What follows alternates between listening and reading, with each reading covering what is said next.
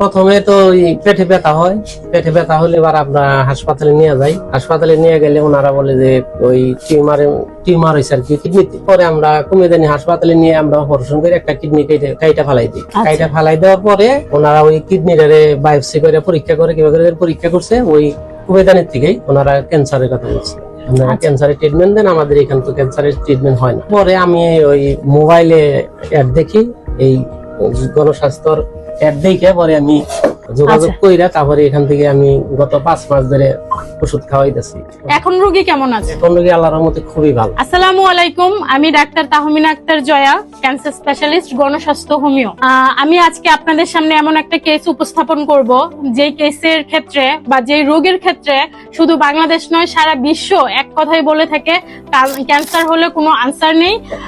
সেই রোগীটা এবং রোগীর পরিবারের প্রত্যেক স্বজন অপেক্ষা করে মৃত্যুর প্রতিটা ক্ষণের বা প্রতিটা দিনের, যে কখন সে মারা যাবে সেই হতাশায় ভুগতে থাকে, সেই টেনশনে থাকে। তো সেই জায়গা থেকে 56 বছর বয়সী একজন পেশেন্ট যিনি ক্যান্সারকে জয় করে এখন সুস্থ স্বাভাবিক জীবনযাপন করছেন, তার কেসটাই আজকে আপনাদের সামনে উপস্থাপন করব। পেশেন্টের নাম হচ্ছে জায়েদা। আমি জায়েদার বিষয়ে জানতে চাইবো আপনার নামটা। মোহাম্মদ ফল্লু মিয়া। আপনার গ্রাম দড়িখুশিলা। আপনার উপজেলা কালিহাতী। আর জেলা টাঙ্গাইল। রোগীর নাম জায়েদা। রোগীর পিতার নাম মুজিবুর রহমান। মাতার নাম স্বামীর নাম খুরশু মিয়া। রোগী আপনার কে হয়? আমার বড় বোন। আপন বড় বোন। আচ্ছা, এই ঠিকানা গেলেই তো আপনাকে পাওয়া যাবে। এখন রোগী কি অবস্থানে আগে ছিল আমাদের এখানে ট্রিটমেন্ট করার আগে? প্রথম কি সমস্যা ছিল, এখন পর্যন্ত কি অবস্থানে আছে একটু বলেন। প্রথমে তো ওই পেটে ব্যথা হয়, পেটে ব্যথা হলে এবার আমরা হাসপাতালে নিয়ে যাই। হাসপাতালে নিয়ে গেলে ওনারা বলে যে ওই টিউমার হয়েছে আর কি কিডনিতে। আচ্ছা, কিডনিতে টিউমার হয়েছে। পরে আমরা কুমিল্লা হাসপাতালে নিয়ে আমরা অপারেশন করে একটা কিডনি কাইটা ফালাই দিই। কাইটা ফালাই দেওয়ার পরে ওনারা ওই কিডনিটারে বায়োপসি করে পরীক্ষা করে কিভাবে পরীক্ষা করছে ওই কুমিল্লার থেকেই ওনারা ক্যান্সারের কথা বলছে। ক্যান্সারের ট্রিটমেন্ট দেন, আমাদের এখান তো ক্যান্সারের ট্রিটমেন্ট হয় না।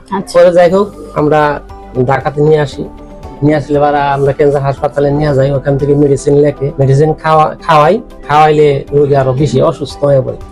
অসুস্থ হওয়ার পরে আমি ওই মোবাইলে অ্যাড দেখি, এই গণস্বাস্থ্যর অ্যাড দেখে পরে আমি রাসেল ভাইয়ের সাথে যোগাযোগ করি। এখানকার যোগাযোগ কইরা তারপরে এখান থেকে আমি গত 5 মাস ধরে ওষুধ খাওয়াইতেছি।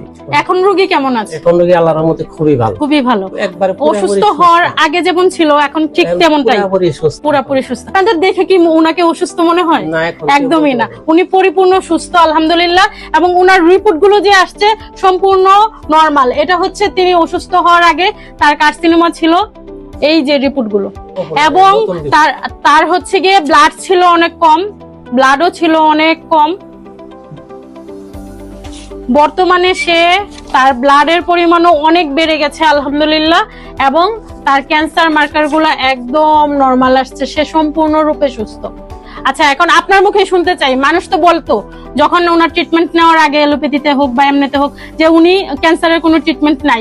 এই যে আপনি আমাদের এখানে এসে সুস্থ হলেন ক্যান্সার গবেষক ডাক্তার এসএম সুরজ স্যারের তত্ত্বাবধানে, এখন আপনি কি বলতে চান, ক্যান্সার কি সুস্থ হয় কি হয় না? আল্লাহর রহমতে ক্যান্সার সুস্থ হয়, নিয়মিত ওষুধ খাইলে পারা, রুটিন মতো চললে পারা, আমার মনে হয় ইনশাআল্লাহ সুস্থ।